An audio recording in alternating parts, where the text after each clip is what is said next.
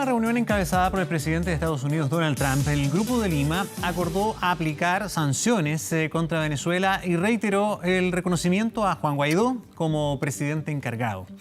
Para Trump, el socialismo destruyó la prosperidad de ese país que hoy rige Nicolás Maduro. Bueno, queremos hablar sobre este tema. Nos acompaña Cristian Pérez. Él es profesor de la Facultad de Comunicaciones y Letras de la Universidad Diego Portales. Es historiador y le queremos agradecer por estar acá. ¿Cómo estás? Bienvenido. Muchas gracias por convidarme. Buenos días a todos los televidentes de 24 horas. Muy buenos días. A ver, recordemos quiénes son los actores del famoso Grupo de Lima. Pues. Argentina, Chile, Brasil, Canadá, Colombia, Costa Rica, Guatemala, Honduras, Panamá, Paraguay, Perú. Nuevamente, esta vez en el marco de la ONU en Nueva York, dicen presente más sanciones para Venezuela. No solamente económicas, también podrían ser políticas, pero hay un mensaje detrás. Sí, pero mira, quisiera, como soy historiador y tengo la formación profesional, quizá lo más interesante sería contarle un poco a los telespectadores de qué se trata el TIAR, que es el pacto que se firma en 1947, que es un pacto básicamente anticomunista.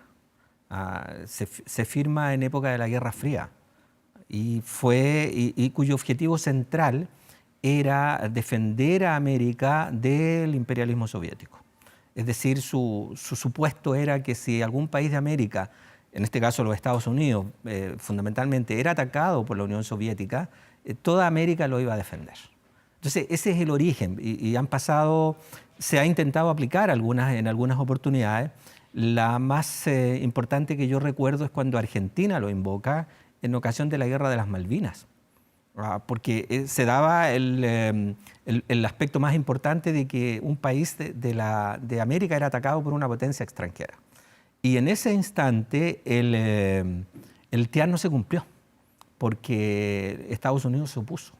Se opuso Estados Unidos, se opuso Chile, Colombia creo que es el otro, y hay un cuarto país que se me olvida. ¿Aliados del Reino Unido? Claro, aliados de los Estados Unidos y del Reino Unido. Y del Reino Unido, pero sí. Pesó más Reino Unido. Claro. Pesó más Reino Unido.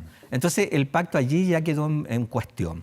Y luego, bueno, se había aplicado antes en República Dominicana, el año 65, y bueno, llegó a este instante ahora en esta situación que se invoca contra el gobierno de Nicolás Maduro. Profesor, usted dijo, voy a partir con este aspecto por deformación profesional. Me parece que es un elemento central, sí. Buenísimo, no deformación, creo que es muy pertinente, en el sentido de que usted está poniendo sobre la mesa un factor que este TIAR, este tratado de alianza recíproca que fue utilizado, ¿verdad?, en la época de la Guerra Fría, posguerra fría, ¿no?, en la década del 70, en el fondo era anticomunista. ¿Esto se podría estar repitiendo? ¿Se podría estar repitiendo un reordenamiento y nuevas alianzas desde el punto de vista ideológico? Mira, es una hipótesis posible porque Venezuela está fuertemente apoyada, al menos en lo simbólico, por China y Rusia. Y si bien Rusia no es un país comunista ya, China sí. Al menos oficialmente, digamos, aunque tiene, como sabemos, una economía de libre mercado en muchos aspectos. Entonces sí, yo visualizo elementos simbólicos en ese marco. Está Cuba apoyando a Venezuela fuertemente, también Nicaragua, que son países que avanzan al socialismo, Bolivia también. Entonces sí, hay ese tipo de elementos que yo creo que son importantes. Fíjese que en los discursos de Donald Trump, particularmente aprovechando todo el contexto de la Asamblea General de la ONU, él nunca habla de comunismo, él más bien habla del socialismo y su fracaso, insistiendo en que en todos los países que ha desarrollado el socialismo han colapsado, han quebrado y ha sido un desastre y que Estados Unidos jamás va a ser socialista. Énfasis también en el factor cubano. También menciona el narcotráfico, una serie de factores como bombardeando, ¿verdad?, la experiencia de estos países, ¿no? Sí, él dice muchas cosas, también habla y presiona a un presidente de Ucrania, ¿no? Yo no lo tomo tan en serio. Si no fuera el presidente de los Estados Unidos, uno diría que es casi un monigote que habla por hablar. Mezcla cosas, ataca a China, a Irán, a todo el mundo, pero no hay ninguna base sólida detrás de eso. Y desde mi percepción es mucha boca y poca... Y en el momento cuando tiene que tomar las decisiones graves y drásticas no las toma. se No echa todo, para atrás. no todo. En términos militares sí, no Eso ha sí, hecho nada. Sí, pero bien en términos comerciales ha sido implacable. Y de hecho tiene al mundo en vilo con la famosa guerra comercial. Las Sí, sanciones bueno. a China han sido... Sí, bueno, en el aspecto comercial sí, pero aunque el aspecto comercial es determinante, si él quiere definitivamente terminar con Venezuela, tiene que invadirlo, a mi percepción. Pero Y la eso es señal, un sí, problema pero la serio. señal del Grupo de Lima fue en sentido contrario. O sea, acá se habló, vamos a establecer nuevas sanciones y vamos a reconocer a Guaidó nuevamente como presidente encargado de la Asamblea Legislativa. Pero esas sanciones serán pacíficas, no por la fuerza. Claro, porque estos países, nuestros países, saben perfectamente nuestros mandatarios que un escenario de conflicto en Venezuela, una guerra abierta, la crisis migratoria que hay ahora es nada con lo que se produciría cuando empiecen a caer bombas sobre Caracas, sobre los puertos, sobre los oleoductos, sobre la infraestructura. No, eso va a significar una catástrofe, un caos. Entonces, ese escenario, si bien es cierto, y Duque y algunos lo anuncian, es un escenario que desde mi perspectiva no es viable, no es posible. O sea, ahogar con sanciones fundamentalmente económicas a Venezuela es el único camino que hay para presionar a Maduro de salir y esto puede ser bastante prolongado. Hemos visto que hasta ahora, claro, se han ido 6 millones de venezolanos, pero Maduro está ahí. Y ojo que Guaidó está bastante fuera del protagonismo. O sea, lo han reconocido Claro. nuevamente, pero hace rato que no lo vemos en la primera plana. Sí, porque digamos. Guaidó es un presidente que no controla el país. Entonces es muy difícil mandar algo si no controla las fuerzas policiales, las fuerzas militares, Las militares. si no maneja los ministerios, si no maneja las comunicaciones. Entonces es un presidente como simbólico, diría yo. Simbólico y muy cuestionado ahora porque también hay conflictos respecto de quién lo está apoyando, si lo está apoyando también sectores del narcotráfico colombiano, de la ultraderecha colombiana. Entonces es un escenario difícil, conflictivo, del cual yo diría algo que es muy importante que los telespectadores lo sepan. Es que en este caso, cuando los conflictos se agravan como este, lo primero que desaparece es la verdad. Entonces nosotros nos informamos, pero probablemente no nos están diciendo toda la verdad. Desde todos los sectores. Desde todos los sectores. Desde las dos partes, digamos. Sí, desde las dos partes, Sí. nos están encubriendo. Sí. Y respecto de las sanciones sobre Venezuela y sobre los personeros del gobierno, que son fundamentalmente ahora, Cuba está bloqueado 60 años y sigue ahí. Entonces y Venezuela es un país que tiene muchos más recursos, que en el momento en que suba el precio del petróleo, y Venezuela logra reactivar sus plantas, va a ser un factor determinante en la política internacional. Entonces, Además que tienen padrino nuevo. bueno, claro. Porque en la época de la Guerra Fría el gran sustento era la Unión Soviética, ¿verdad? Pero hoy día, claro, la Unión Soviética desapareció, está Rusia, pero no le llega ni a la rodilla, Claro. pero tienen a China. Sí, está China y China es muy poderoso. Y China es el segundo y va probablemente a llegar a ser la primera potencia. Entonces, tienen subvención, digamos. Así es, tienen ese apoyo que es en algunos aspectos simbólico, pero en otros aspectos también práctico. Yo recuerdo que hace unos meses atrás desembarcaron unos oficiales militares rusos. Sí. Y chinos también. En aviones varias veces. Claro, Sí. y lo hicieron, eso podían haberlo hecho en secreto, pero lo hicieron a la vista. Era un claro mensaje para los Estados Unidos para decirles cuidado, que esto es algo que nosotros consideramos muy importante para nosotros.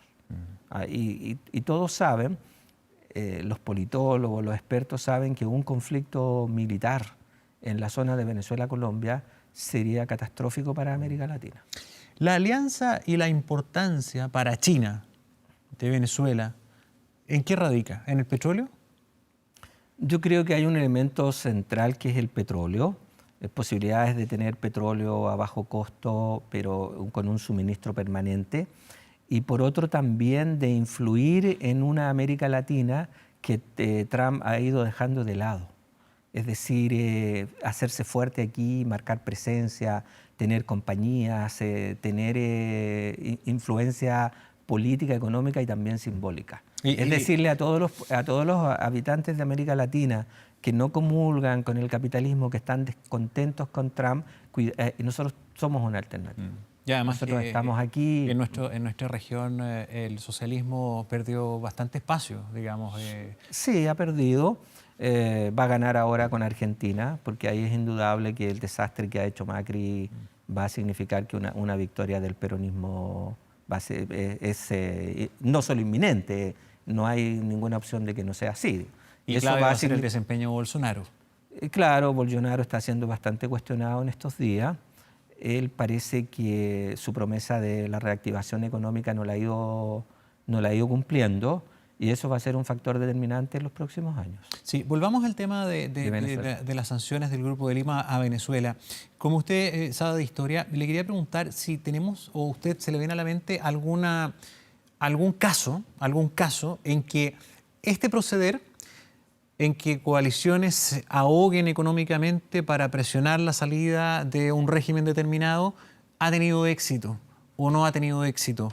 ¿Es una buena forma, es un buen camino? Porque, claro, evidentemente daña menos que bombardear un lugar, pero de todas maneras la asfixia económica genera un éxodo masivo de gente que no puede vivir ahí porque no hay medicina, porque cada vez hay menos alimentos, hay desabastecimiento. O sea, no te están bombardeando, pero te están dejando con hambre, sin alimentos, sin medicamentos, sin nada. Por eso que se escapan, salen.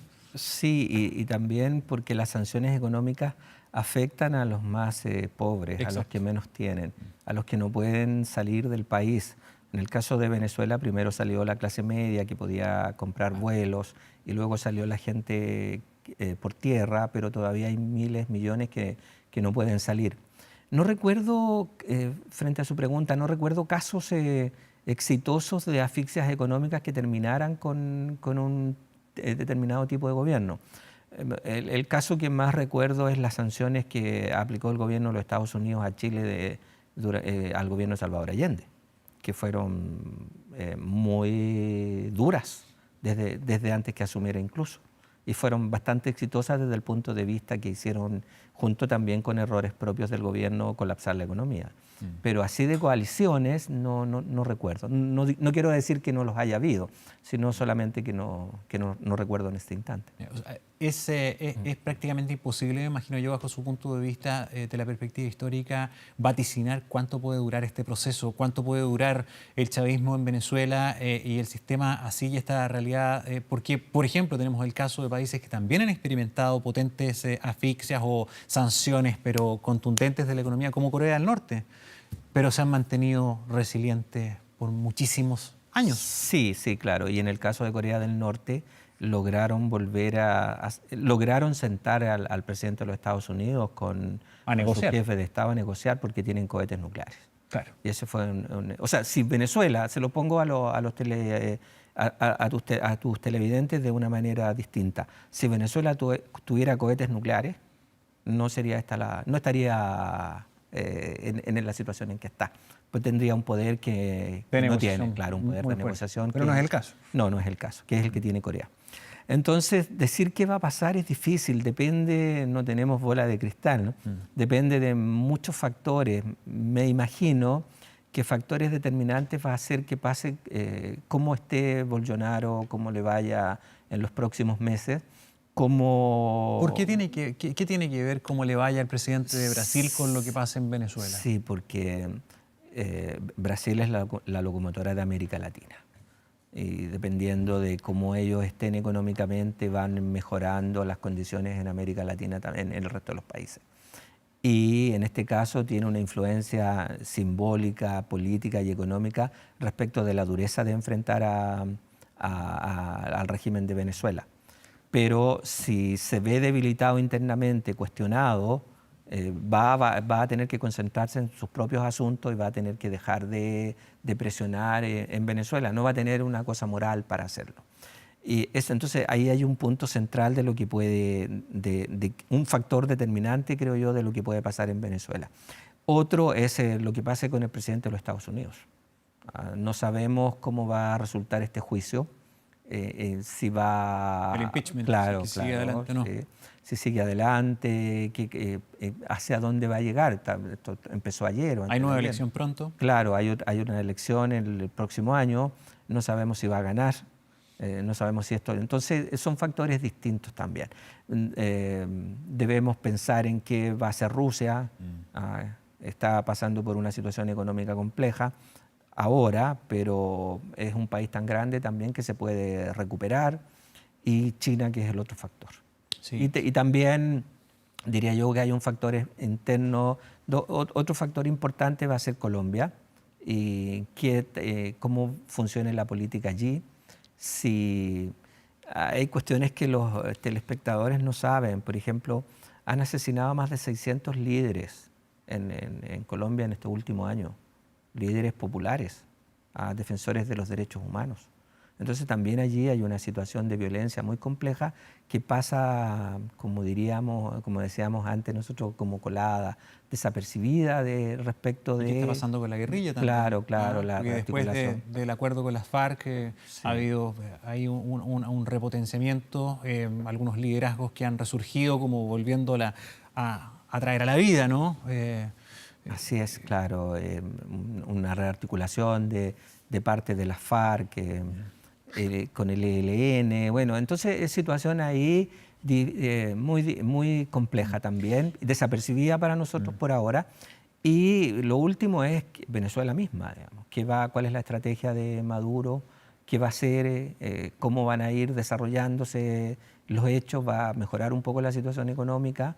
Pareciera, todo indica que no, por las sanciones son cada vez mayores, pero cualquier hecho que pase en cualquier lugar del mundo que signifique que el petróleo suba, puede salvar a Venezuela o ayudarlo mucho. ¿Le convendrá a alguno de los actores internacionales grandes en este gran ajedrez del globo, ¿no?